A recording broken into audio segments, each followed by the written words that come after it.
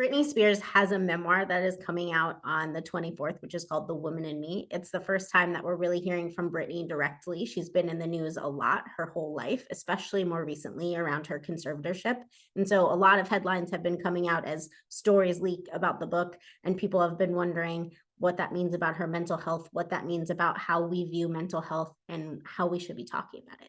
So when you're reading something on social media, I think there's a desire to look at it like we used to look through the lens of the 2000s information about mental health and be like, "Ooh, what does that behavior mean? And can I learn more about it?" And you get yourself really caught up in the excitement and enthusiasm of the sort of salaciousness of the story. And then you realize that we're a lot better than that.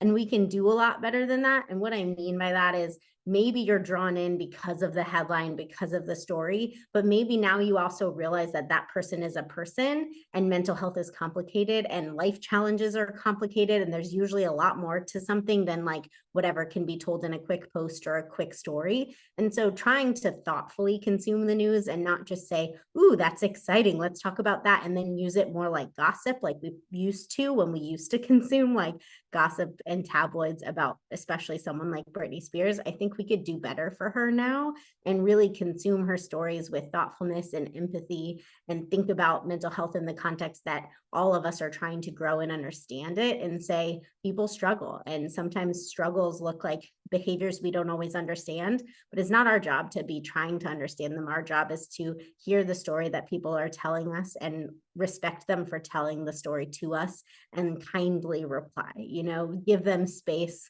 try to not judge them, and try to not make it harder than it needs to be. They chose to share their story, of course, so you have some right to comment, but I think we just need to try to be better at contextualizing things and be better at empathy and kindness, I think, in the context of especially sharing a mental health challenge or a mental health story. I mean, I think people look at someone like Britney Spears and they say, "Well, how does that story relate to me? And I'm never going to have that much scrutiny or anything like that happening to me."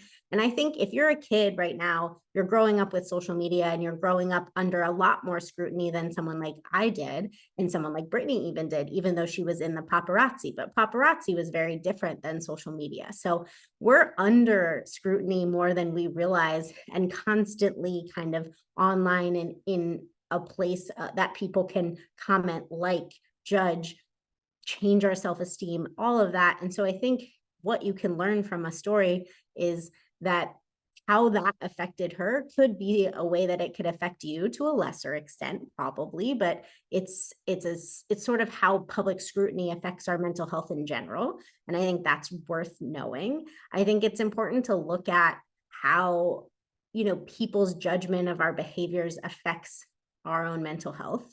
I think we could do better in a lot of ways with how we view what behaviors people do in public and how we then assume things about them from it. So there's a lot of comments about things like when she shaved her head and she writes about it.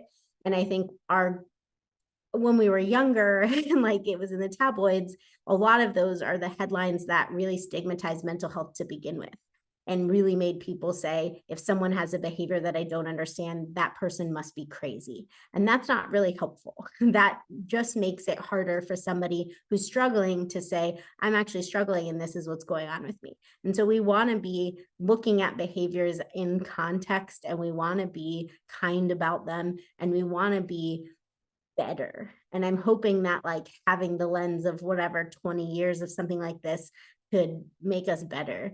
I also think that, somebody like Britney Spears has had interactions with the mental health care system that probably weren't as good as they could have been.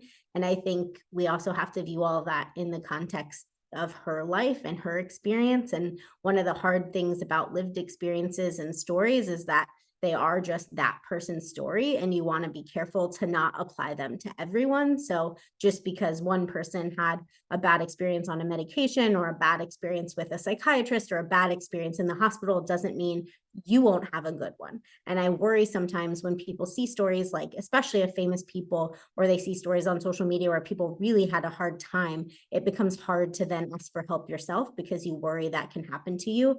And there's bad stories that tend to be louder than the good ones. We often don't hear of the people who had an amazing time in their inpatient stay and are doing really well now. We hear about the person who didn't have a great experience and really is angry at psychiatry as a result of it. And so I just think it's important that lived experiences also get paired with mental health expertise, and that you realize that, one person's story is one person's story. And while that's true and valid, and those experiences definitely matter, you just have to be careful about saying that is what's going to happen to me. I can't get help because of what happened to that person.